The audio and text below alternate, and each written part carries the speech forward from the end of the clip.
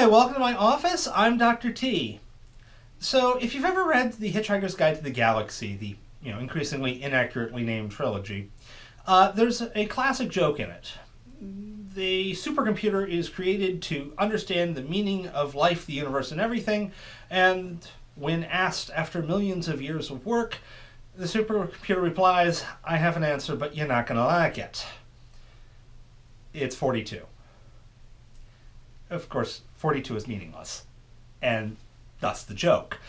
But we actually use such meaningless ideas on a quite regular basis. This is actually one of my pet peeves with a lot of math education, and I understand that it's hard to create examples and concepts of where you would use certain very obscure or kind of intermediate use mathematical techniques. What you would use this for is actually more complicated than what you're studying.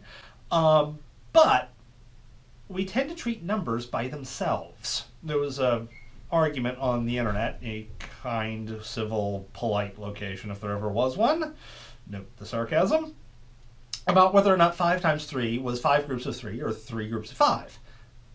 It's nothing, because there's no context. If we knew the context to that, then we would understand what was going on. We would know if they were 3 groups of 5 or if they were 5 groups of 3. If we were talking apples and barrels of apples, then we know, hey, there's 5 barrels of 3 apples, apparently a rather large apple, or 5 apples in 3 barrels each.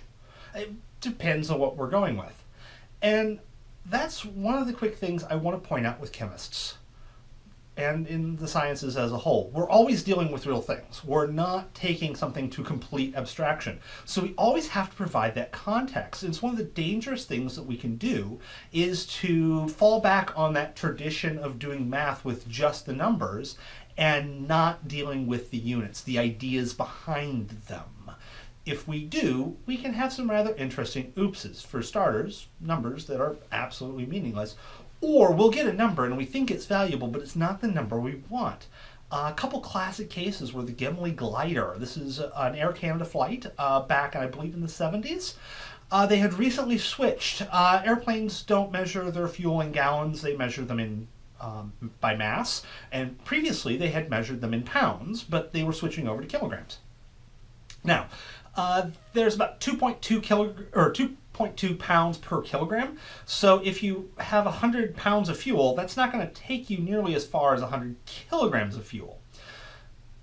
So they loaded up the plane and they put, a certain amount of fuel in, but there was a miscommunication as to which unit it was in.